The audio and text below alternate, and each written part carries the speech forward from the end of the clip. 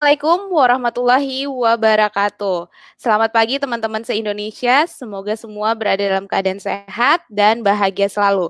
Selamat datang di iTalk, Innovation Talk, Paragon Innovation Summit 2.0. Saya ucapkan terima kasih karena teman-teman inovator telah hadir dalam sesi kali ini dengan tema Accelerating Sustainable Development in Indonesia Through Innovation in Technology and Information. Perkenalkan, saya Cici Utami, biasa dipanggil Cici.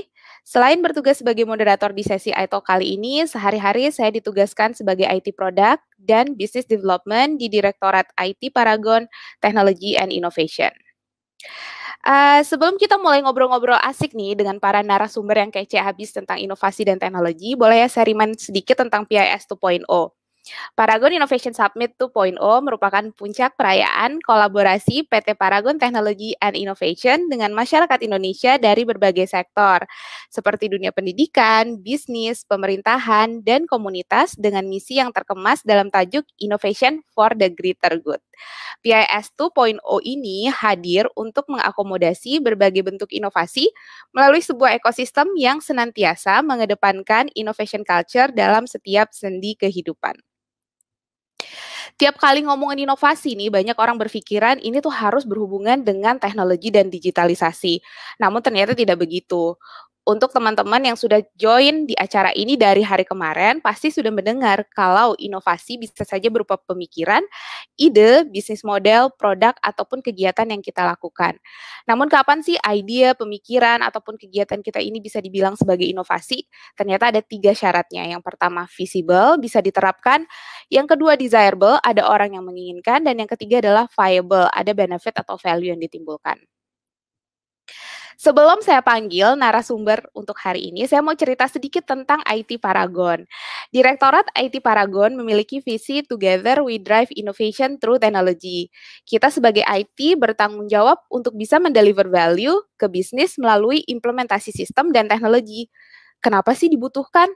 Karena ini adalah salah satu cara paling ampuh untuk bisa semakin mendekatkan diri pada teman-teman semua pengguna produk Wardah, Makeover, Emina, dan CAF. IT Paragon diminta untuk bisa agile menjadi partner yang bisa membantu bisnis dan mendrive digital transformation di perusahaan. Saking agile-nya pernah di awal pandemi kita mendeliver 3 official brand commerce kita hanya dalam waktu 3 minggu saja.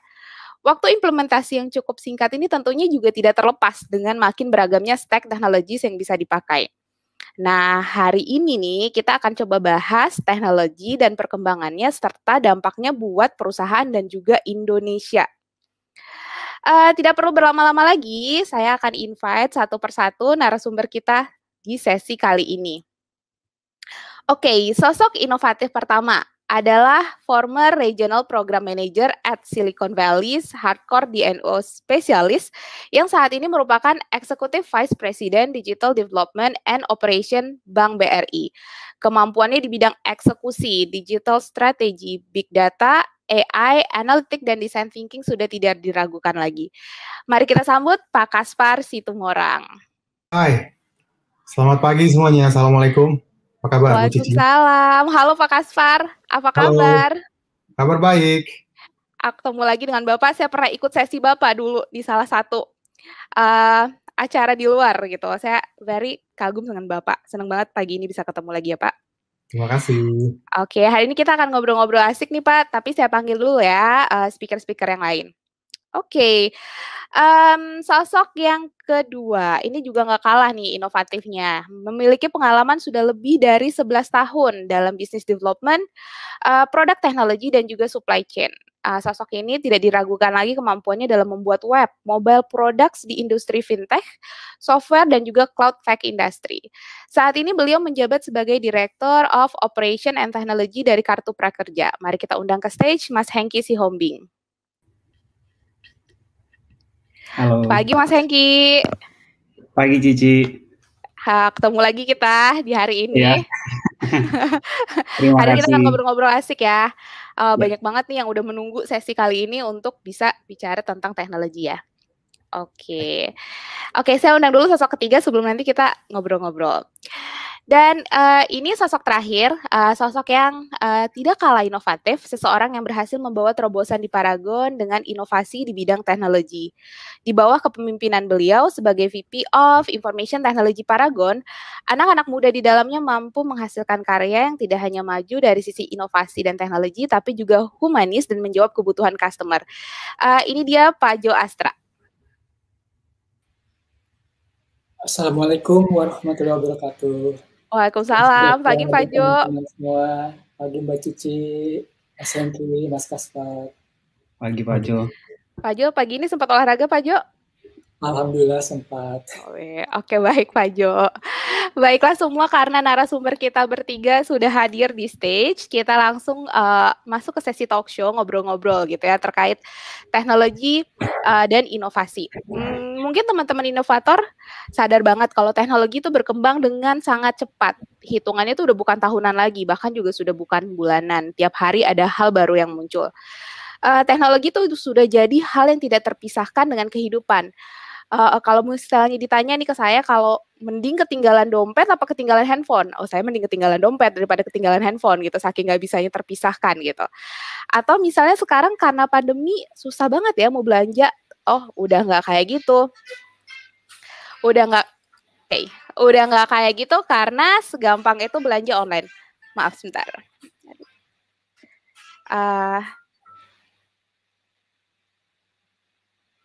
Oke, udah nggak segampang itu karena kita tinggal browsing di depan laptop, di depan handphone, barang sampai ke rumah. Mau nabung, udah nggak zaman lagi datang ke bank ya. Semuanya bisa dengan gampang pakai handphone. Investasi, segampang itu juga kita buat buka account dan saham ataupun Bitcoin. Kita bisa lihat pesat banget kemajuan information dan teknologi ini. Nah, saya mau bertanya ke Pak Kaspar dulu. Menurut Pak Kaspar, bagaimana sih Pak kondisi dan tren terkini perkembangan teknologi di Indonesia? Silakan Pak Kaspar.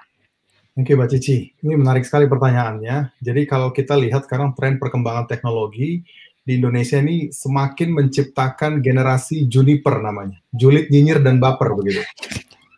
Jadi karena kita bisa lihat social media penetration tadi sudah berbasis kecerdasan artifisial tadi, sehingga gampang sekali kita di-steer ke kiri ataupun ke kanan begitu. Nah ini yang menarik.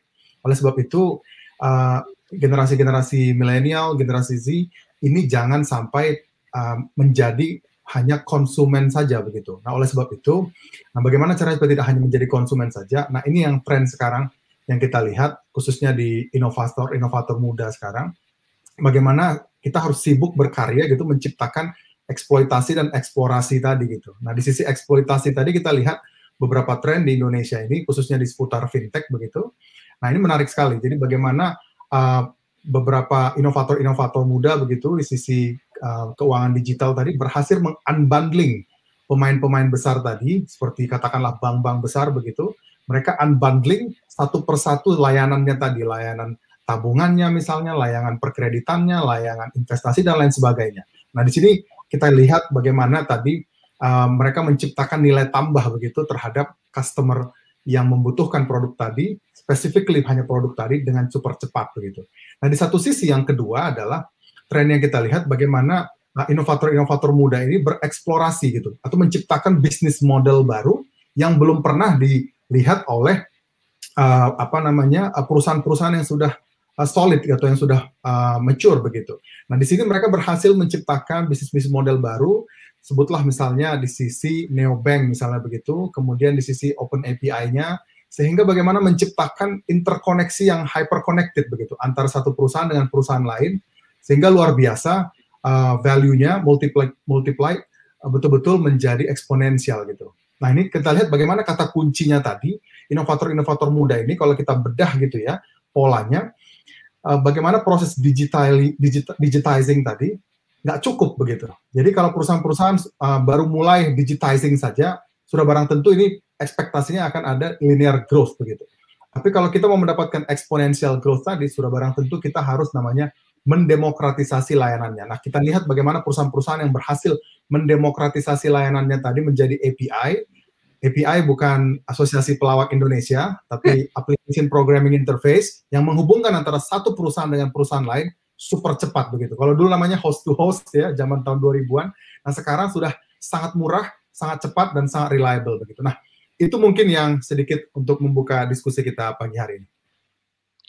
Wah, terima kasih banyak Pak Kaspar, menarik banget nih ya. Jadi jangan sampai nih sebagai generasi muda kita cuman jadi konsumen doang. Ada banyak banget hal yang bisa dilakukan biar bisa kita juga memberikan nilai tambah dengan perkembangan yang ada sekarang. Dan yang tadi saya note juga nih, kalau mau exponential growth, nggak cuma digitalizing doang sekarang sebagai solusinya, kita harus do differently gitu. Terima kasih banyak Pak Kaspar. Saya pindah dulu nih ke Mas Hengki gitu. Tadi Pak Kaspar udah cerita nih dengan tadinya host to host, sekarang API gitu ya. Bagaimana sih Mas, kira-kira menurut Mas Hengki, apa aja nih sebenarnya faktor-faktor pendukung dan juga, jadi ada 2, faktor-faktor pendukung dan juga faktor penghambat buat teman-teman berinovasi di bidang teknologi, khususnya di Indonesia. Maaf, Mas Hengki masih mute. Oke. Sip. Iya, saya akan berikan opini pribadi saya mungkin yang kalau pertanyaannya adalah faktor pendukung maupun faktor penghambat. Sebenarnya kalau dibilang faktor pendukung dan penghambat ini sebenarnya seperti cuman seperti dua sisi. Seperti misalkan kalau yang saya highlight mungkin yang pertama di Indonesia itu yang paling penting untuk pendukungnya adalah ya perlu diketahui adalah inovasi itu membutuhkan culture yang baik, yang paling pertama sebenarnya. Kalau khususnya untuk perusahaan-perusahaan yang sudah cukup mature, itu culture-nya harus dikembangkan dulu bahwa perusahaan ini memiliki culture untuk hal yang namanya inovasi. Kalau dilihat kan Paragon ini sepertinya culture untuk inovasi teknologinya sudah sangat baik gitu. Yang kedua, sebelum yang kedua mungkin karena apa? Karena kalau kita dari sisi internal organisasinya sendiri tidak memiliki culture ini, mereka juga akan sangat susah untuk memastikan inovasinya itu akan berhasil karena pasti tidak inline atau tidak sejalan dengan visi perusahaannya. Yang kedua itu adalah mungkin karena kita juga penetrasi teknologi di Indonesia juga semakin berkembang dan inovasi itu juga cukup mahal, dibutuhkan yang namanya financial ataupun capital yang untuk mensupport inovasi tersebut. Lalu yang ketiga itu adalah talent. Nah, karena kalau dilihat memang supply talent di Indonesia ini untuk sebuah inovasi itu sepertinya tidak sesuai dengan demand dan supply, supply-nya tidak sesuai dengan demand-nya karena kita membutuhkan talent-talent yang bagus sementara supply-nya sendiri dari beberapa supply-nya untuk mendukung inovasi tersebut juga terbatas. Yang keempat adalah kita juga membutuhkan yang namanya dukungan dari government.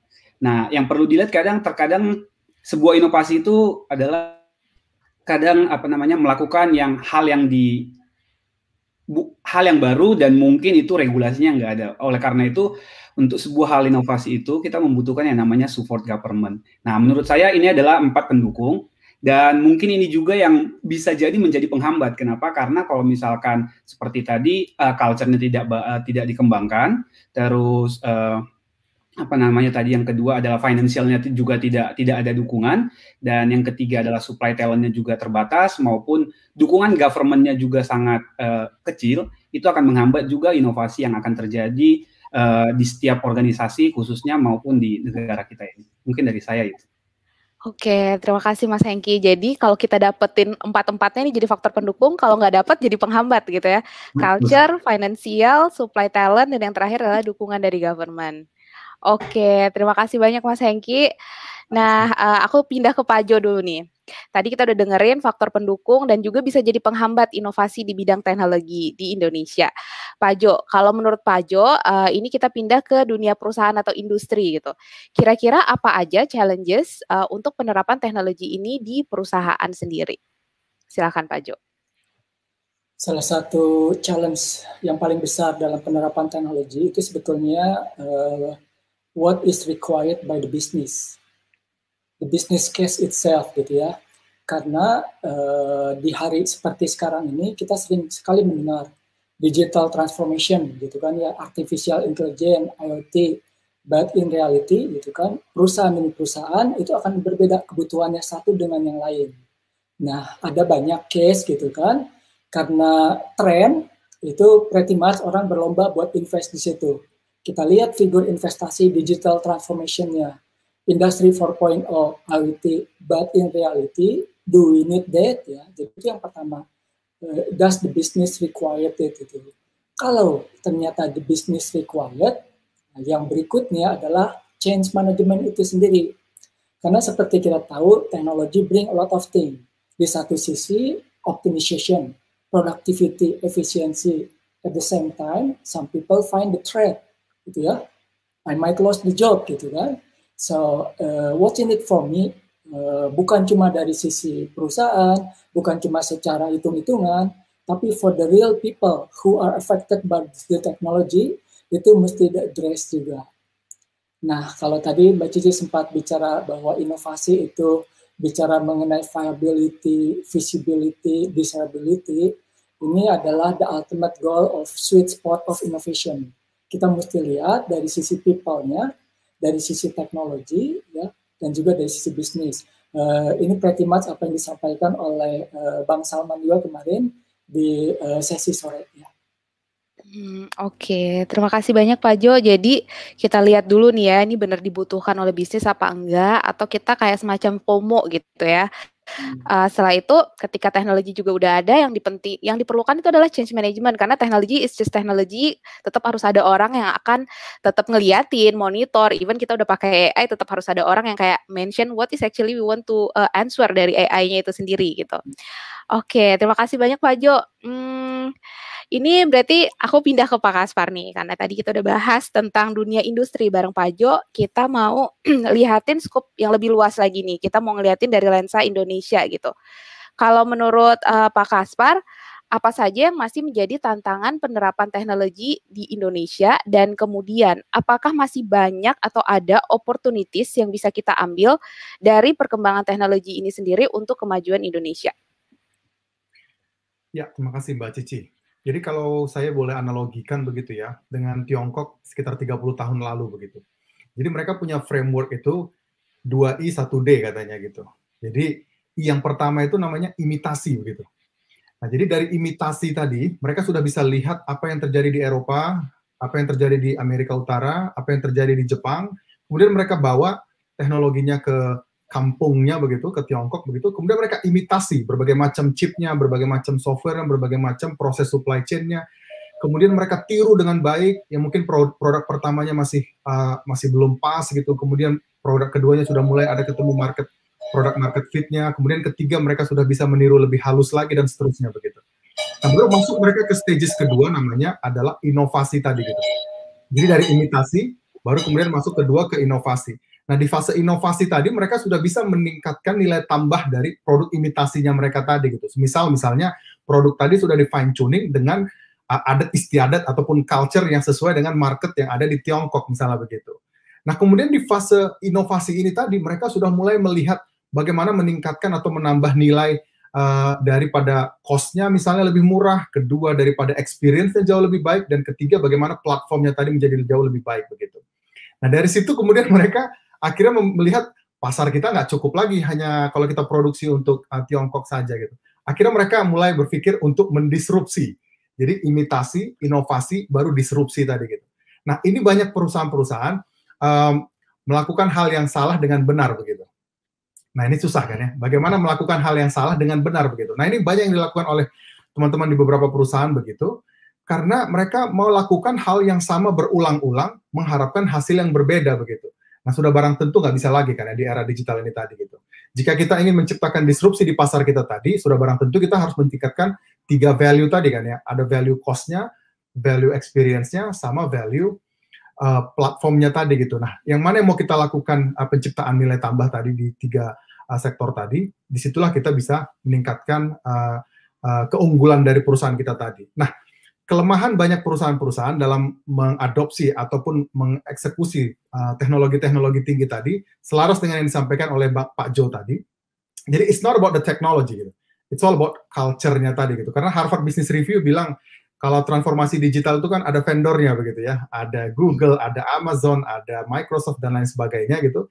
Tapi kalau culture-nya nggak pas begitu, growth mindset-nya nggak ada di situ, sudah barang tentu fixed mindset yang merajalela begitu. Nah, kalau sudah fixed mindset yang merajalela di organisasi, sudah barang tentu nggak akan ada pertumbuhan tadi gitu. Nah, ini kata kuncinya untuk mengadopsi teknologi tadi itu mudah begitu. Ada konsepnya namanya 3B begitu ya. B yang pertama itu build.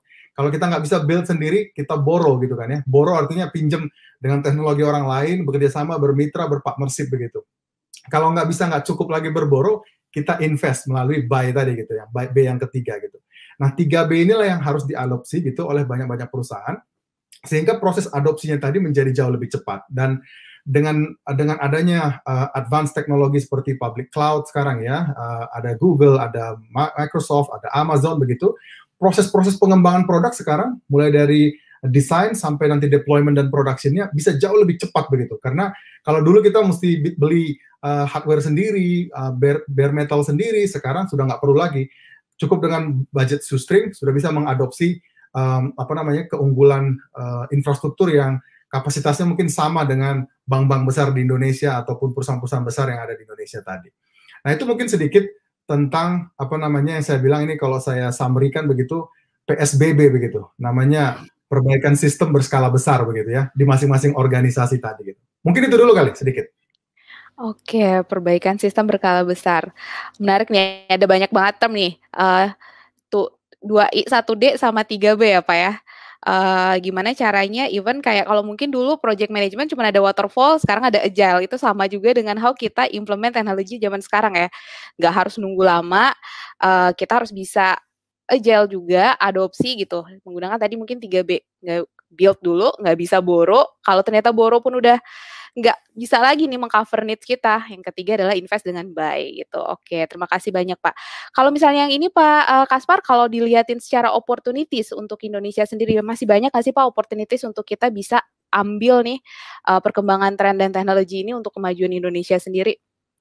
Oh, sangat besar saya rasa. Jadi saya rasa riset yang terakhir dari Bain dan Temasek dan Google sendiri gitu, peluangnya kita itu 3 digit billion US dollar di 2025 begitu ya. Jadi luar biasa menurut kami ini peluangnya, jangan sampai ini kita kembali lagi, ini sekali lagi kembali lagi supaya 2045 Indonesia ini betul-betul negara top 5-nya dunia ya dari sisi GDP begitu. Nah oleh sebab itu kita jangan hanya jadi pasar begitu. Oleh sebab itu anak-anak muda sekarang karena negara kita besar sekali, 48% populasi ASEAN itu ada di sini semua. Nah oleh sebab itu kita perlu tambah lagi unicorn, perlu tambah lagi perusahaan-perusahaan dari anak-anak muda yang kreatif begitu, dengan cara tentunya melakukan proses-proses inovasi yang sistematis saya bilang ya. Jadi sekarang kan inovasi sudah sangat sistematis juga begitu. Jadi nggak lagi kalau zaman tahun 2000-an gitu spray and pray begitu. Kalau sekarang kan nggak lagi. Sekarang udah sangat-sangat sistematis, ada inkubator, ada akselerator. Nah, saya rasa Paragon juga sangat-sangat mature di situ, sudah mulai menggandeng melalui akselerator dan inkubatornya tadi dari third party, startup-startup dikumpulkan, kemudian dari situ akan tercipta nanti sinergi-sinergi baru antara perusahaan-perusahaan yang sudah mature dengan perusahaan-perusahaan yang baru rintisan tadi gitu. Nah, dari sisi peluang ini, dalam bersinergi tadi, nah ini kata kuncinya, bagaimana caranya peluang tadi bisa tercipta begitu, menurut saya kuncinya 3C begitu ya. 3C ini tadi, ini harus cincai begitu. Artinya antara perusahaan-perusahaan ini tadi harus sangat fleksibel gitu, simple dan mudah berkompromi begitu. Karena inovasi tadi itu soal kompromi ya gitu. Kemudian dari inovasi tadi itu yang kedua adalah cengli-nya tadi gitu. Artinya ini antara perusahaan besar begitu dengan perusahaan yang rintisan janganlah sok-sokan begitu. Jangan terlalu sombong begitu. Ini yang harus adanya fairness tadi gitu, keadilan tadi gitu. Sehingga betul-betul semakin banyak ekosistemnya, sehingga ekosistem exit pun tercipta di Indonesia ini. Karena masalah startup di Indonesia ini kan salah satunya adalah masalah exit-nya. Exit game-nya di Indonesia dan exit ekosistemnya belum banyak begitu. Makanya kita harus menciptakan ekosistem yang cengli gitu. Dan yang terakhir adalah C yang ketiga adalah cuan tadi gitu. Artinya ini mampu membawa keberkahan, manfaat bagi berbagai macam pihak tadi gitu. Sehingga terciptalah ekosistem inovasi, ekosistem exit, dan ekosistem inkubator dan akselerator yang menarik di Indonesia supaya kita nggak jadi pasar saja, karena nanti yang ada adalah inovator-inovator dari India, inovator-inovator dari Tiongkok, dari Thailand, dari Vietnam yang datang ke Indonesia, mendisrupt pasar Indonesia, dan kita hanya penonton lagi begitu dalam 2045 nanti gitu. Kira-kira begitu dari kami. Oke, thank you Pak Kaspar. Wah, kalau kita jadi konsumen doang nih 3 digit billion USD-nya kita bakal loss nih ya, padahal opportunities-nya tuh gede banget gitu. Nah, karena kita ngomongin opportunities nih, mungkin aku ke Mas Hengki. Kira-kira opportunities kita gede banget. Jadi apa sih sebenarnya mungkin ada nggak sih skill-skill yang akan dibutuhkan oleh teman-teman inovator nih supaya kita bisa gercep lihat opportunities langsung diambil langsung action. Kira-kira skill apa tuh Mas Hengki mungkin biar teman-teman habis ini tuh bisa langsung kayak ngecekin saya udah punya skill ini apa belum nih gitu. Oke. Mungkin kalau yang kalau dibilang skill terlalu teknikal, kayaknya nggak, itu pasti harusnya orang IT udah sebuah keharusan lah. Kalau saya bilangnya itu di era digital, di era pengembangan inovasi seperti ini, pengenalan yang namanya teknologi itu dalam setiap sektor, baik itu private sector maupun public sector, penggunaan maupun penerapan teknologi dan understanding tentang apa itu teknologi, seperti apa penggunaannya itu udah sebuah keharusan. Tapi sebelum istilahnya kita melihat skill secara skill yang hard skillnya, mungkin kita bisa bahas itu ke soft skillnya dulu. Soft skillnya dulu itu mungkin lebih ke problem solving dulu. Karena di saat kita melakukan inovasi, gimana caranya kita juga memastikan ada sebuah target dari inovasi tersebut. Jadi supaya kita nggak terlalu memakan waktu yang banyak, membutuhkan dana untuk inovasi tersebut cukup besar, kita juga harus memiliki yang namanya problem solving skill. Problem solving skill itu mungkin ada beberapa yang perlu dilihat, yaitu adalah cara menganalisis problem. Sebenarnya problem apa sih yang mau di-tackle? Nah, ini sebenarnya kan kalau dibilang skill problem solving skill ini, kalau dilihat sepengetahuan saya belum cukup banyak, khususnya lembaga pendidikan ataupun Universitas Indonesia yang mengajarkan secara kurikulum bahwa skill ini sangat dibutuhkan untuk di era digital seperti sekarang ini, yaitu cara menganalisis problem. Ini yang perlu dilihat, jangan sampai problemnya apa, solusinya apa gitu. Jadi istilahnya menganalisis problem, terus mengidentifikasi problemnya, seperti apa sih target usernya, cukup besar atau tidak gitu. Lalu yang kemudian adalah mengakses sebuah solusi terhadap problem tersebut. Nah, ini yang perlu dipelajarin basic fundamental dari untuk menerapkan inovasi. Mungkin singkatnya seperti itu, Mbak Cici. Oke, thank you Mas Hengki, benar nih problem solving, karena at the end ketika ada pun teknologi, kita mesti ngeliatin itu bisa mengcover needs yang mana nih dari customer kita ya. Jadi problem solving itu adalah suatu hal yang penting banget nih buat teman-teman inovator muda.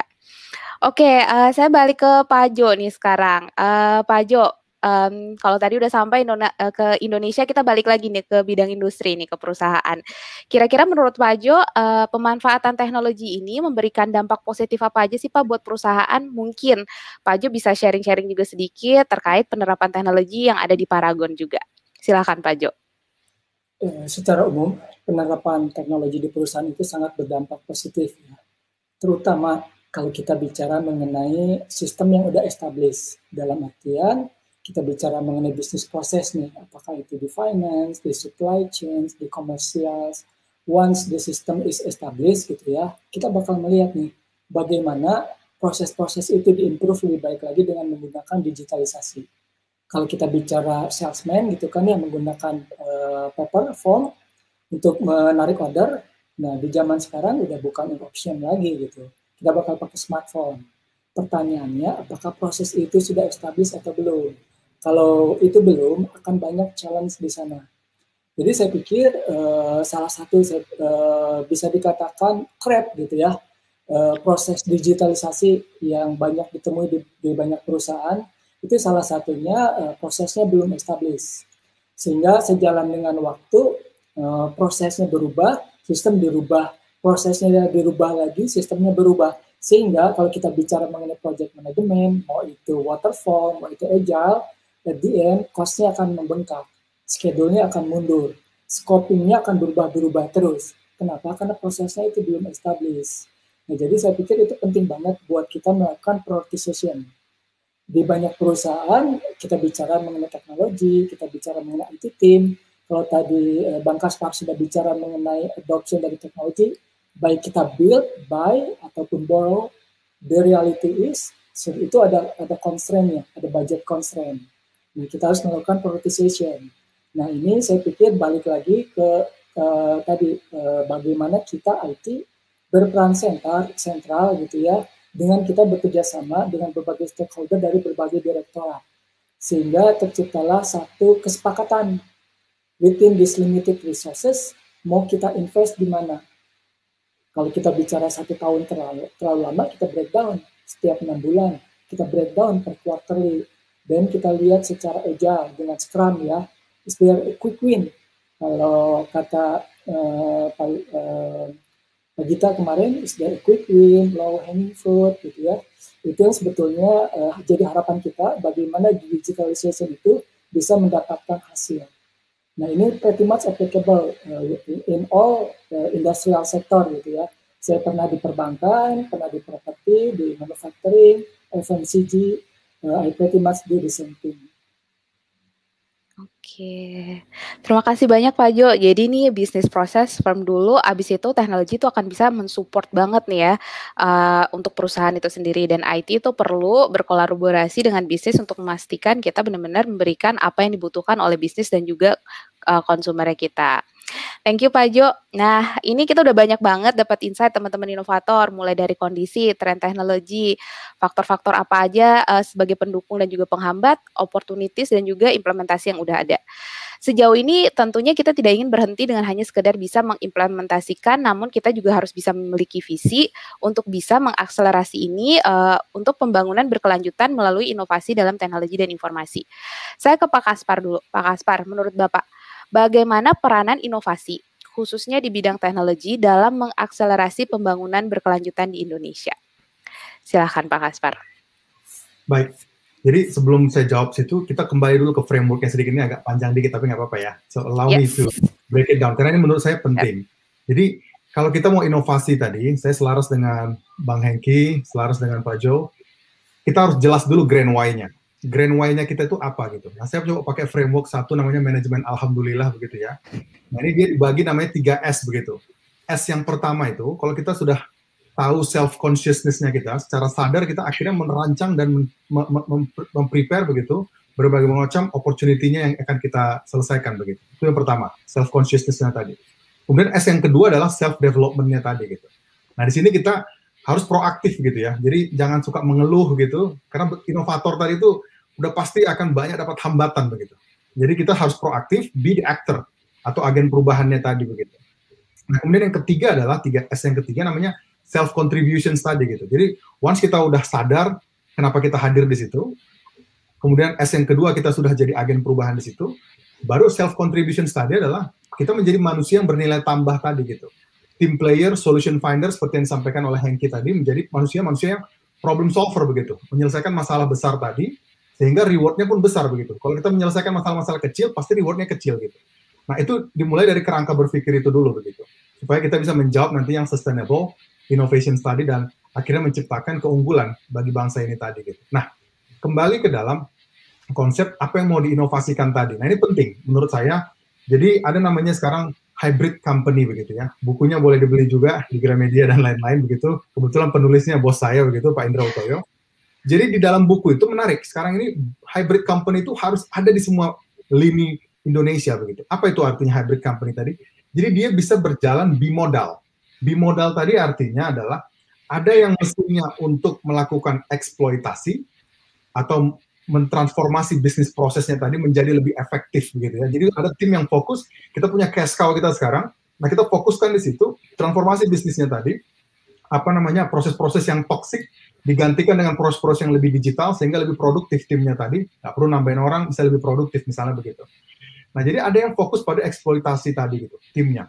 Nah yang kedua at the same time, harus ada tim juga yang bekerja untuk mengeksplorasi atau di sini menciptakan new revenue stream, new business model tadi gitu. Nah inilah tim-tim yang tadi saya bilang yang melakukan disrupsi tadi begitu. Nah kalau Jose Mourinho playbooknya dia kan ada, dia bilang best defense is a good offense katanya gitu. Jadi ada yang strategi ofensifnya, ada yang strategi defensifnya tadi gitu. Nah ini duanya berjalan berbarengan. Jadi nggak cukup hanya satu aja jalan berbarengan, dua-duanya harus jalan berbarengan karena kita nggak tahu kapan kita akan didisrupsi dari kiri atau dari kanan, dari utara atau dari selatan tadi gitu. Nah kedua mesin ini tadi harus jalan berbarengan dalam tipe hybrid company untuk menciptakan sustainable inovasi tadi, dan tentunya dari inovasi tadi kita bisa ujungnya nanti mendisrupsi tadi. Nah yang terakhir dari saya adalah dalam menciptakan yang sustainable tadi diperlukan tadi orang-orang yang memiliki growth mindset tadi. Nah apa tipe orang yang sudah memiliki growth mindset tadi? Ini saya bilang 4K begitu ya. Tadi 3S, ini 4K begitu. Biar mudah ngafalnya begitu kan ya. Waktu kuliah dulu Jerman gitu saya begitu, saya kodifikasi semua begitu biar mudah menghafalnya. Jadi 4K itu tadi, K yang pertama namanya komitmen begitu. Nah ini tanggung jawab. Ini banyak anak muda sekarang suka ghosting kan ya, ya kan? Jadi akhirnya nggak punya komitmen nih. Nah kita harus punya tanggung jawab nih. Kalau sudah diberikan tanggung jawab sebagai inovator, kita harus tanggung jawab komitmen tadi kita kasih tunjuk. Kemudian K yang kedua adalah kompeten. Nah ini punya keahlian. Nah kalau nggak punya capabilities, jangan haraplah kita bisa melakukan transformasi digital, transformasi culture tadi. Nah capabilities tadi atau kompetensi tadi itu, keahlian tadi itu adalah asetnya kita. Itulah makanya kita terus di training, sertifikasi, dan juga program-program seperti ini tadi untuk menambah kapasitas kita, menambah kompetensi kita. K yang ketiga namanya adalah konsisten. Nah ini tadi banyak anak muda begitu udah gagal di tengah jalan, langsung dia runtuh, langsung dia pindah ke yang lain gitu, pivot dengan sangat cepat begitu. Padahal ada gunung emasnya sedikit lagi gitu ketemu. Nah ini harus konsisten. Untuk konsisten itu kita butuh fokus yang super tinggi begitu. Nah yang terakhir adalah konsekuen. Nah ini yang penting karena kita sebagai insan manusia harus siap terhadap semua resiko, baik itu gagal maupun berhasil, tapi 4K ini tadilah yang harus dilakukan dalam melakukan growth mindset, berinovasi di organisasi kita tadi.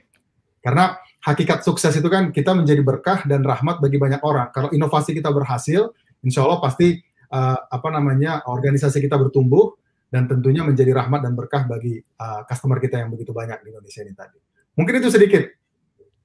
Oke, thank you Pak. 4K ya, soalnya growth mindset nih beberapa kali nih di-mention dari tadi sama Pak Kaspar, ini tuh sangat penting ya teman-teman inovator. Jadi jangan lupa 4K, komitmen, kompeten, konsisten, dan yang terakhir adalah konsekuen gitu. Pertanyaan yang sama, aku pindah ke Mas Hengki dulu. Bagaimana peran inovasi teknologi dan informasi dalam mengakselerasi pembangunan berkelanjutan di Indonesia? Silahkan Mas Hengki. Oke. Ya. Mungkin dari saya singkat saja. Jadi istilahnya kalau dibilang peran inovasi teknologi maupun informasi terhadap pembangunan Indonesia, itu mungkin sudah sebuah keharusan bisa kita rasakan di era pandemik seperti sekarang ini. Kalau misalkan tidak ada yang namanya teknologi dan informasi, mungkin negara kita ini akan kesulitan. Kenapa? Karena ya sekarang komunikasi udah semuanya menggunakan teknologi, apa-apa harus dengan teknologi, belanja semuanya dengan teknologi, dengan gara-gara pandemi ini. Tapi kalau dibilang gimana mengakselerasi pembangunan di Indonesia, kenapa sangat butuh teknologi dan informasi ini?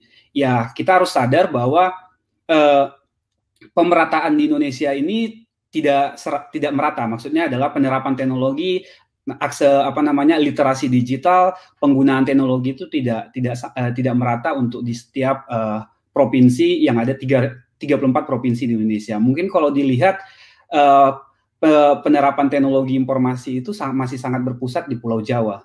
Jadi istilahnya bisa dilihat bahwa gimana caranya untuk membangun negara kita ini yang ada sekitar dari Sabang sampai Merauke, bisa dengan pulau dan harus melewati laut dan lain-lain. Kalau misalkan ini tidak menggunakan teknologi, itu akan sangat susah.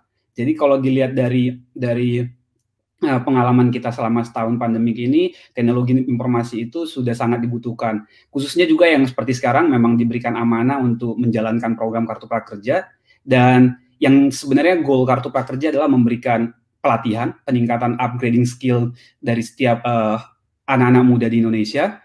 Dan bisa kalau dilihat dari penggunaan teknologi di Kartu Prakerja, ini juga kita sangat intensif penggunaannya. Karena kita sudah bisa mencapai sekitar 514 kabupaten di seluruh Indonesia, mereka sudah bisa mengakses.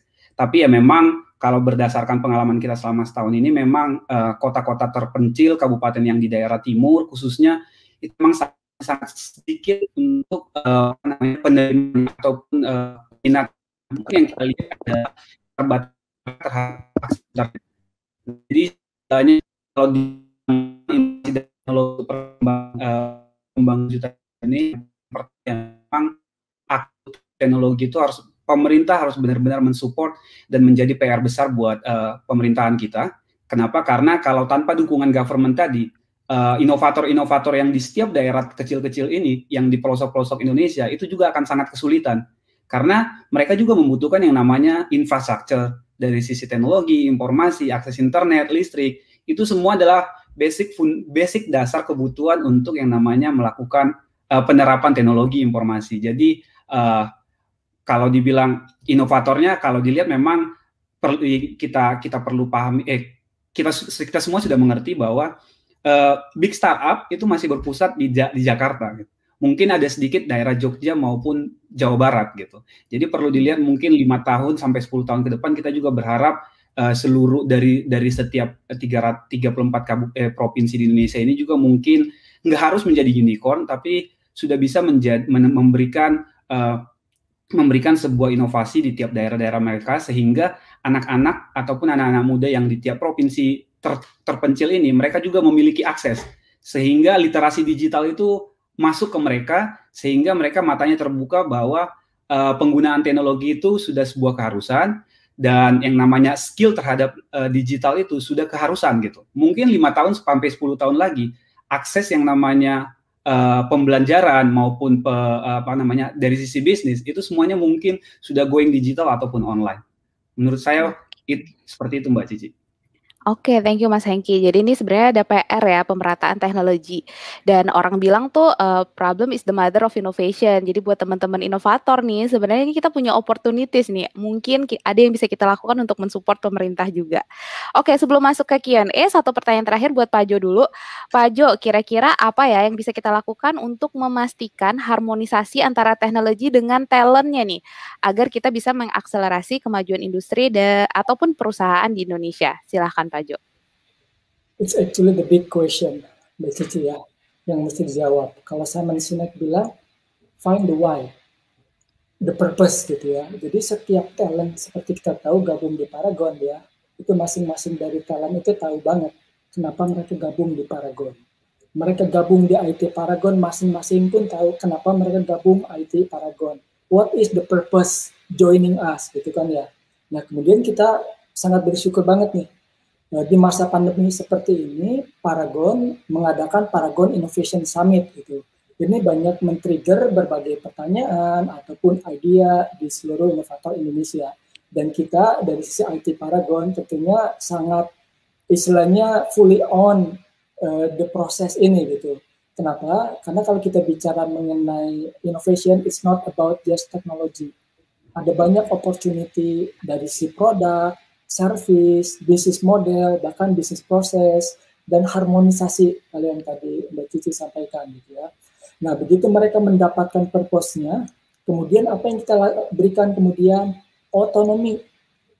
Ya, masing-masing diberikan kepercayaan. Kita jaga kalau kita bicara mengenai goal ya, dari project, goal-nya itu apa? Scope-nya itu apa? Dan mereka punya flexibility dari satu sprint ke satu sprint-nya lagi. Bagaimana backlog itu di-manage oleh Scrum Master, bagaimana project itu di-manage oleh project, seperti Mbak Cici lihat, teman-teman yang baru gabung di kita, 1 tahun, 2 tahun udah nge-run project ya. Mereka pretty much empowered to do that. Dan yang ketiga adalah setelah purpose, setelah otonomi adalah resource atau kompetensi.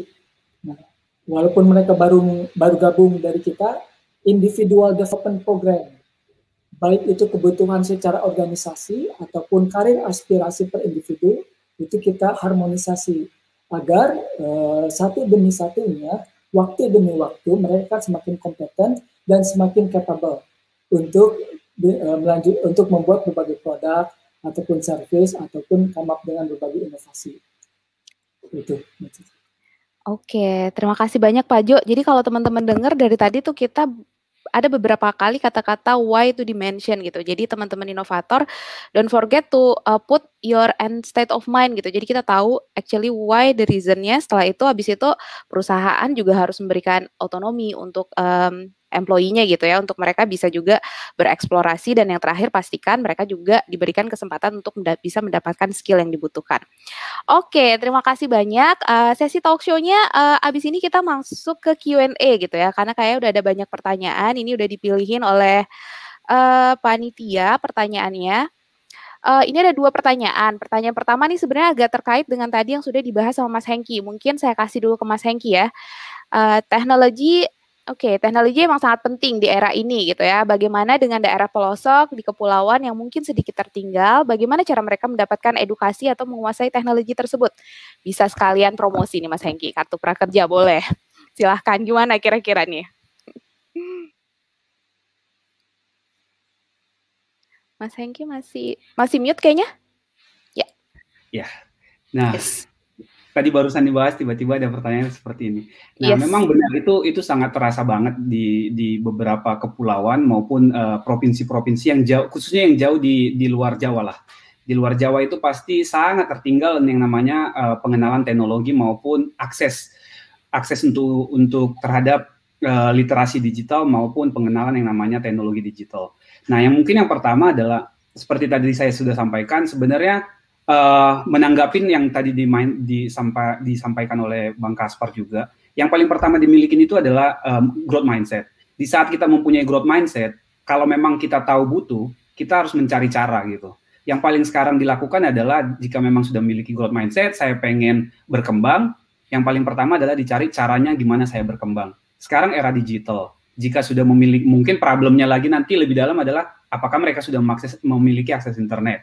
Kalau memang sudah memiliki akses internet, sekarang kan cukup banyak pelatih-pelatihan, baik itu yang berbahasa Inggris, berbahasa Indonesia, so many things yang namanya pelatihan di YouTube dan berbagai channel, Coursera, Udemy, itu sangat murah, itu untuk memiliki yang namanya ilmu untuk menguasai teknologi. Itu yang kedua, itu yang pertama. Yang kedua adalah jika sudah memiliki akses tersebut, yang paling diperhatikan lagi berikutnya adalah melihat komunitas di sekelilingnya gitu. Karena bisa jadi yang namanya seorang inovator itu juga tidak bisa bekerja, mungkin tidak bisa hidup sendiri gitu. Jadi dia harus membutuhkan yang namanya partner ataupun mungkin teman untuk saling berbagi. Yang namanya, yang istilahnya, maka dari itu kita di Deep Tech juga mencoba menggandeng beberapa komunitas-komunitas di daerah-daerah khususnya untuk membantu mereka, mensupport mereka, memfasilitasi mereka kira-kira apa yang mereka butuhkan. Misalkan mereka membutuhkan seorang pembicara ataupun seorang mentor. Ini yang mungkin bisa kita support dari Jakarta. Jadi selain yang pertama mindset, mereka butuh mereka join kita, lalu mungkin yang membantu teman-teman kita di daerah. Jadi mereka bisa mengontak, mungkin ya promosi sekalian, mengontak Deep Tech untuk memberikan sharing pelatihan, sharing tentang teknologi terhadap teman-teman di daerah gitu. Dan mungkin ya buat yang bertanya juga, kebetulan Prakerja juga memberikan ada sekitar 1.300 saat ini ada 1.300 pelatihan. Nah, mungkin coba mendaftar di program Kartu Prakerja, karena program Kartu Prakerja juga memberikan, selain memberikan bantuan sosialnya, kita juga memberikan bantuan pelatihan, yaitu senilai 1 juta. Itu mereka bisa menggunakan nanti virtual account maupun virtual account nomor 16 digit nomor Kartu Prakerja untuk membeli pelatihan di digital platform kita. Lembaga-lembaga pelatihannya juga sudah cukup banyak. Itu salah satunya adalah seperti Skill Academy, juga ada di ekosistemnya Kartu Prakerja. Jadi kalau teman-teman ingin belajar, ya semua seharusnya sekarang fasilitasnya ada. Tinggal masalah adalah balik lagi seperti yang dibilang Bang Kaspar tadi, growth mindset-nya itu yang harus dipikirkan bahwa oke, saya memiliki problem, saya memiliki kekurangan, tinggal dicari caranya untuk menyelesaikan problemnya mereka itu. Kira-kira seperti itu, Mbak Cici. Thank you Mas Hengki. Jadi tuh di mana ada kemauan tuh pasti ada jalan ya. Bahkan jalannya tuh kalau kita mau ke Roma aja nggak satu doang jalan ke Roma. Jadi teman-teman coba be kreatif gitu ya. Ada banyak banget platform buat belajar. Tadi juga buat teman-teman yang di daerah yang mungkin mengalami kesulitan bisa cek juga komunitas-komunitas terdekat ataupun bahkan yang nggak terdekat pun karena lagi online kayak sekarang tuh gampang banget buat ngadain sharing session gitu ya. Thank you Mas Hengki. Oke, apakah ada pertanyaan kedua? Oke, kita go ke pertanyaan kedua nanti untuk Pak Kaspar dan Pak Jo. Oke, pertanyaan kedua gitu ya. Bagaimana caranya biar orang-orang nih nggak cuma di startup ataupun di big company can be inovatif dalam IT di teknologi? Mungkin ini nanti ke Pak Kaspar dan Pak Jo. Pak Kaspar duluan mungkin. Oke, thank you. Very good question saya rasa. How to be innovative gitu ya. Jadi kalau kembali tadi ke yang manajemen alhamdulillah tadi saya bilang ini saya agak spiritual commitment ini jadi. Karena urusan inovasi ini memang ternyata setelah saya berkelana begitu ini urusan spiritual commitment ini. Jadi bagaimana memanage kesadaran diri katanya gitu. Jadi bagaimana memanage kesadaran diri tadi melanjutkan apa yang disampaikan Bang Hengki tadi. Jadi ada 5 kalau menurut saya ya untuk menjadi inovator yang unggul tadi gitu. Nah, yang pertama itu be a winner. Nah itu dia, jadi be a winner tadi, jadi konsepnya itu kalau di American football itu kan ya, All American football itu dia bilang play to win, bukan play not to lose katanya. Nah itu penting itu. Jadi yang kedua, kemudian kita harus menjadi pendaki gitu. Artinya ikhtiar tanpa henti. Nah ini penting. Kita harus ikhtiar terus supaya dapat ilham-ilham baru, inovasi tadi turun, tiba-tiba kita bisa memecahkan masalah yang besar tadi begitu. Nah, kemudian yang ketiga dalam inovasi tadi pasti ada tadi disampaikan oleh Pak Jo juga change management tadi. Nah, di sini dalam mengelola emosi tadi, nah ini fokus tapi juga simfoni katanya. Nah, ini yang think win-win dan sinergi tadi penting. Karena once kita udah melakukan change management atau melakukan inovasi tadi di dalam satu organisasi kita ataupun dalam ekosistem kita, pasti banyak gesekan gitu. Nah, fokus bukan pada gesekannya, tapi fokus pada simfoninya tadi. Jadi bagaimana menciptakan win-win dan sinergi tadi gitu. Sehingga semuanya kita rangkul, semuanya menciptakan value begitu. Nah, kemudian yang keempat adalah ini yang kita bilang namanya disiplin eksekusi gitu. Nah, kalau bahasa Indonesia saya bilang fokus dan istiqomah lah gitu kira-kira. Jadi bagaimana caranya biar tegak lurus jalan, fokus tadi laser fokus. Nah, ini disiplin eksekusi ini banyak yang masih kita istilahnya kalau orang Medan bilang ngeri-ngeri sedap begitu. Jadi mulai 3 minggu, habis itu dia lupa. Mulai 4 minggu, habis itu dia lupa. Nah, ini yang sprint planningnya, sprint retrospektifnya ini mesti dijagain terus sama Scrum Master-nya dengan baik begitu kira-kira. Jadi sehingga disiplin eksekusinya tadi betul-betul we can see the end of the channel by the end of the day gitu. Nah, yang terakhir menurut saya adalah dalam memanage kesadaran diri ini, namanya yang tadi dibilang Hengki juga di platformnya sudah banyak sekali ekosistemnya tercipta tadi begitu untuk melakukan pelatihan-pelatihan. Ini yang kita sebut namanya terus mengupgrade potensi diri tadi gitu. Jadi kalau kita nggak mengupdate-nya namanya ada teori namanya cost of doing nothing gitu. Jadi kalau kita nggak doing apa-apa begitu dalam menyelesaikan masalah yang banyak ini di sekitar kita, ini akhirnya kita nggak dapat nanti meningkatkan nilai tambah diri kita tadi gitu. Oleh sebab itu platform kartu prakerja tadi itu luar biasa menurut saya diberikan oleh pemerintah ini tadi untuk terus sebenarnya mengupgrade potensi diri bangsa ini tadi gitu. Karena tadi sudah terhubung dengan berbagai macam ekosistem, ada tadi di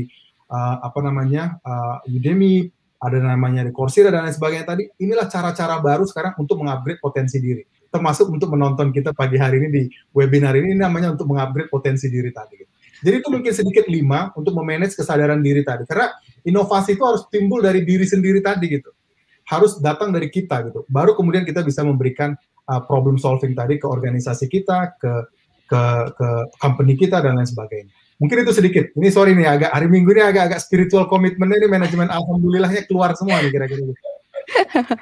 Keren banget Pak Kaspar, terima kasih. Mungkin Pak Jo ada yang mau ditambahkan? Ya, saya pretty much mengekokan apa yang disampaikan oleh Bang Menteri Sandi Uno kemarin mengenai 3G ya. Jadi seperti kita tahu pariwisata itu sangat terkonstrain oleh COVID. Nggak ada pilihan kecuali inovasi. Nah, seperti yang Bang Sandi sampaikan itu 3G. Buat kita bisa inovasi. Pertama, gercep. People have to move ya. Kalau nggak gerak, kalau mager, apakah kita gempa langsung, kita ngelihat warehouse, kita melihat bagaimana sales representatif beroperasi, bagaimana people melakukan distribusi, we have to move, we have to see. Kita nggak akan mendapatkan inspirasi tahu-tahu jatuh dari langit gitu ya. Kita harus gercep ke lapangan bareng buat ngelihat. Kalau tadi Mas Hengki bilang pain point, we will see a lot of pain point. Harus ada kepedulian. Itu salah satu value dari Paragon. We do care dengan pain point dari people. IT Paragon melakukan berbagai inovasi. Dan tentunya IT di banyak perusahaan akan melakukan yang sama. Yang kedua adalah gaspol. Gas potensial. Jadi semua potensial. Any opportunity for us to make an improvement, istilahnya continuous improvement, itu harus kita lakukan. Dan kembali lagi, improvement baru bisa kita dapat kalau kita langsung terjun, berbicara dengan customer, berbicara dengan konsumen, berbicara dengan partner, atau seeing things. Dengan begitu kita akan banyak mendapat inspirasi. Nah, dengan peduli, insya Allah inovasi akan terjadi. Dan yang terakhir adalah the bear, ya, gerak bersama. Inovasi is not just one entity. Nggak bisa satu direktorat, nggak bisa satu perusahaan. It has to be an ecosystem. public, private, semua harus terlibat. Bagaimana tadi Bang Kaspar bilang, kita bisa jadi 5 besar untuk 2045. Ya, the answer it has to be with all of us. It's our responsibility to get better and better again and to innovate. Oke, terima kasih banyak Pak Jo. Wah, lengkap nih, gercep, gaspol, geber gitu ya. Sebenarnya masih banyak yang pengen diobrolin, tapi apalah daya ya, waktu membatasi ya. Kalau project management tuh selalu ada limitation, ini time kita udah terbatas gitu. Jadi mungkin saya coba wrap up sedikit gitu, karena banyak banget yang bisa didapat hari ini. Mungkin saya wrap up dengan beberapa yang sering banget di-mention gitu. Yang pertama buat teman-teman inovator, jangan lupa find your purpose gitu. Setelah find your purpose, abis itu jangan lupa selalu upgrade diri gitu. Put growth mindset. Setiap kali ada tantangan, jangan langsung menyerah, pastikan getting things done gitu, sehingga nanti ketika teman-teman berinovasi, kita bisa liatin hasilnya. Mungkin sebelum kita tutup sesi iTalk pagi ini, saya akan minta setiap narasumber untuk bisa menyampaikan harapannya bagi para inovator muda, terkhusus dalam bidang teknologi. Mungkin kalimat pendek penyemangat gitu, mungkin kalau disemangati sama Pak Kaspar, Mas Hengki, sama Pak Jo, mereka makin habis ini gercep beneran nih setelah sesi iTalk kali ini. Silahkan. Pak Kaspar duluan mungkin. Duluan ya. Jadi memang saya coba tutup pagi hari ini bagaimana PSBB saya bilang ya, pemikiran sukses berdampak besar itu harus dimiliki oleh kita-kita ini tadi, mulai dari tadi bagaimana menjadi team player, critical thinking, solution finder begitu, menjadi data scientist, logis, tapi tetap empati begitu. Bagaimana kita juga anak-anak muda harus jadi content creator, jadi aspirasi terus pada kualitas dan nilai-nilai yang kita ciptakan tadi. Dan yang terakhir menurut saya, jangan menjadi juniper, julid, nyinyir, baper tadi. Karena nggak ada gunanya. Dan yang terakhir adalah bagaimana kita dengan menguasai tadi yang 4K dan 3S tadi itu, dari sekarang kita persiapkan diri dengan baik, sehingga kita menjadi pemenang di masa kini dan di masa depan. Insya Allah berkah, Paragon sukses selalu, dan menjadi inspirasi bagi perusahaan-perusahaan lain di Indonesia. Terima kasih. Assalamualaikum warahmatullahi wabarakatuh. Amin. Terima kasih banyak Pak Kaspar. Be the winner guys, kata Pak Kaspar. Oke, Mas Hengki silahkan. Oke. Ya, kalau dari saya mungkin untuk merangkum yang kita bahas tadi kan sudah sempat disampaikan bahwa teknologi itu adalah inovasi, dalam sebuah inovasi teknologi itu udah hal yang sangat keharusan. Tapi istilahnya sebelum kita berpikir yang namanya teknologi, yang paling penting itu adalah inovasi itu datang dari bermacam sisi. Tapi yang paling penting itu adalah di saat kita berpikir inovasi, semua orang selalu berpikir masalah teknologi baru. Tapi yang paling diutamakan adalah inovasi itu adalah tentang people's ability to think on the spot, terus think on new idea and create environment for innovation. Jadi menurut aku sih yang paling dipikirkan adalah masalah teknologi itu pasti itu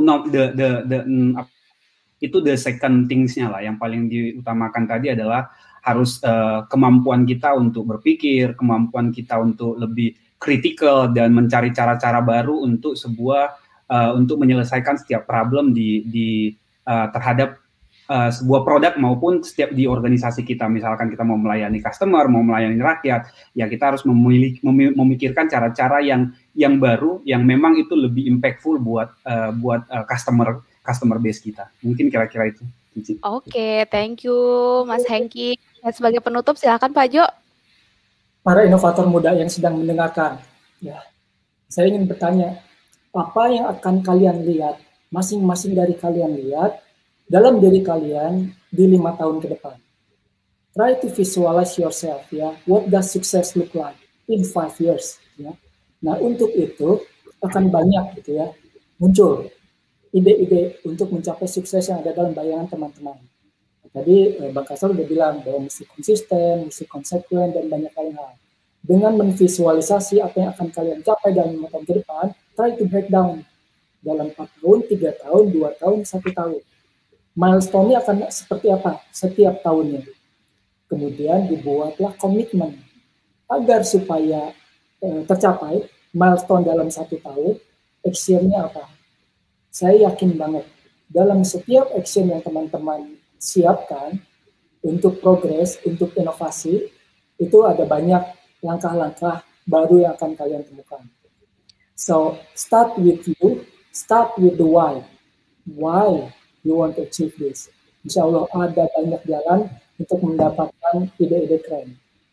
Terima kasih. Wassalamualaikum warahmatullahi wabarakatuh. Terima kasih banyak Pak Jo. Teman-teman silahkan refleksi habis ini dan create action plan untuk itu. Baiklah, berakhir sudah sesi hari ini. Terima kasih banyak untuk Pak Kaspar, Mas Hengki, dan Pak Jo yang sudah membagikan ilmu dan informasi yang sangat menginspirasi kita semua pagi ini. Ada banyak banget insight yang kita dapat. Semoga teman-teman inovator bisa langsung gercep setelah sesi ini ya. Berakhir sudah Innovation Talk dengan tema Accelerating Sustainable Development in Indonesia through Innovation in Technology and Information. Terima kasih untuk teman-teman di seluruh Indonesia yang sudah hadir di sesi ini. Tetap semangat, jangan lupa terus update dengan kegiatan PIS dan juga sesi-sesi iTalk berikutnya yang pastinya nggak kalah menarik. Saya Cici selaku moderator dan mewakili juga semua narasumber di sesi kali ini, pamit undur diri. Sampai bertemu di acara Paragon berikutnya. Saya kasih pantun nih, beli abon ke Kota Garut, Innovation for the Greater Good. Assalamualaikum warahmatullahi wabarakatuh. Waalaikumsalam. Waalaikumsalam. Mari Mas Hengki, Pak Jo. Mari Wan, mari.